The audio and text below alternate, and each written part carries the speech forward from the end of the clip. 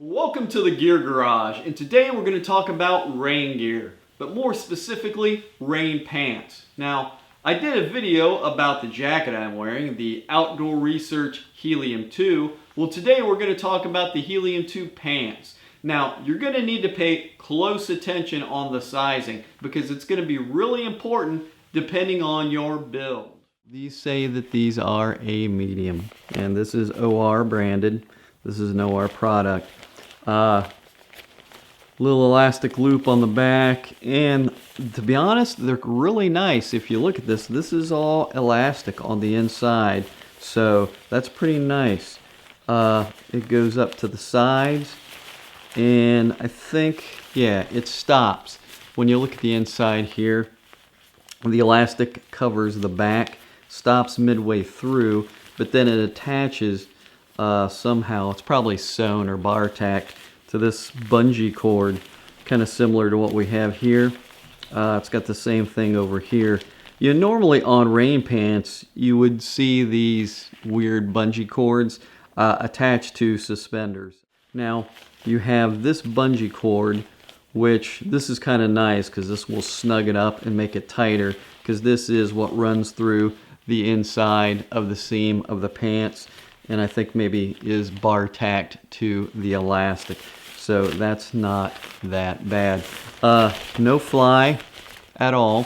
It's sealed, and no pockets, so you can't go through the pocket. It does have a back pocket, only one of those, primarily because that is the storage pocket. So it's just like the jacket. It is going to be able to fold up into its own pocket. So, a little OR logo and a little toggle here, just so you can fold it up. And that's it's a pretty small size. Yeah, I'm guessing that's maybe 6 inches, maybe 6 by 7 that it'll probably fold into. I've noticed that Pertex can get overwhelmed, just like any membrane. It says 100% nylon. Nylon, I think, is what the Pertex is made out of. Okay. Well, as you can see, the zipper on each leg is about 1 foot long. So that's pretty good sized, and it is a waterproofed zipper, so that's kind of nice.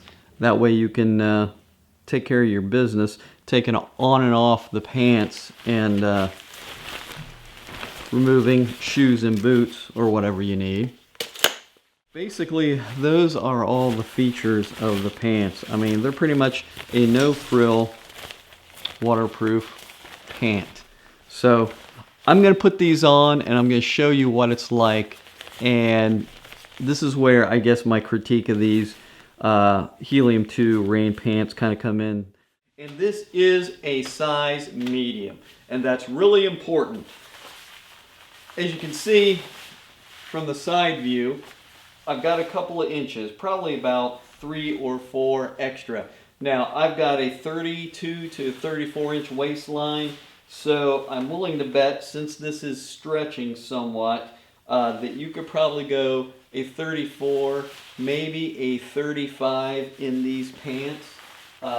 It's pretty snug on me, and as I showed you before, it's got a toggle in the waistline, so you can pull these pants a little bit tighter.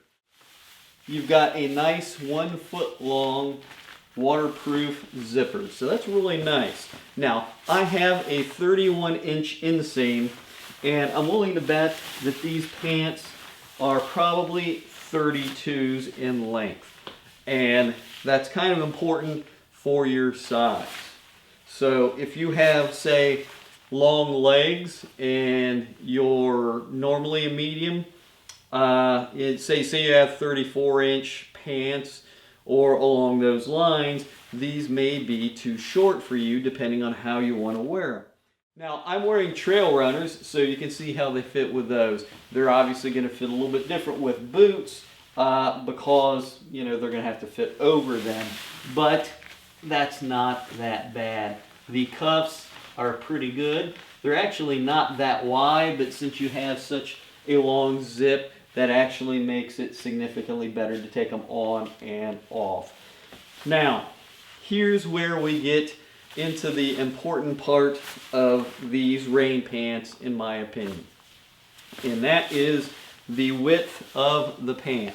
Now, if I pull the pants tight, you can see how snug they are. Well, take a look at how much extra material I have from the pant. Now I'm grabbing it at the seam and pulling it outwards. There's only a couple of inches of pant here.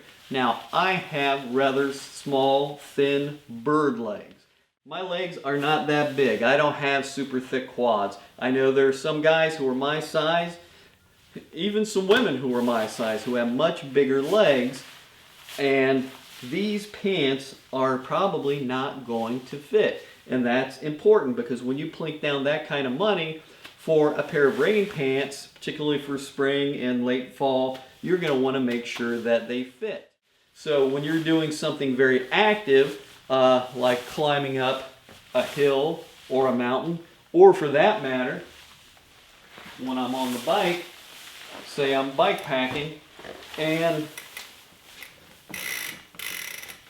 I'm pedaling and I'm flexing the pants, you want to make sure that you have enough room. If you size up from the medium to a large, what do you increase when you go to a large from a medium? Well, you increased waistline here, so it's going to be wider. Now admittedly, you have the toggle to tighten it up, but it's going to be thicker through the waistline that you're going to pull up, and it's going to get baggy. But also, if you size up to a large, the length is probably going to be at least a 34, so it's going to be much longer. So if you have short legs like I do, and my ideal inseam is a 31 inch, but I can wear 32s. If you have short legs, but you have thick legs, well, I mean, you're going to be walking around with some big baggy pants in size large. So this is the one thing that I wanted to talk about these pants. It may not fit you because, as you see when I raise the legs, they get rather tight and there's not much room in the back. So I find them, for me, perfect.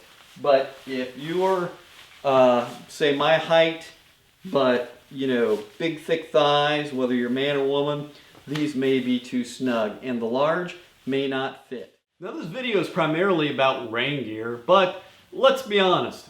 If you're out in the woods or on trails for bikepacking for that matter, you want to make sure that you stay on good sustainable trails, particularly when you're bikepacking. We don't want to ruin the trails that we will love to ride on later in the year. We have people out there maintaining these trails for us, and we want to make it much easier for them to do that. So remember, if you're bikepacking in the spring, try to stay on forestry roads or bike paths for that matter.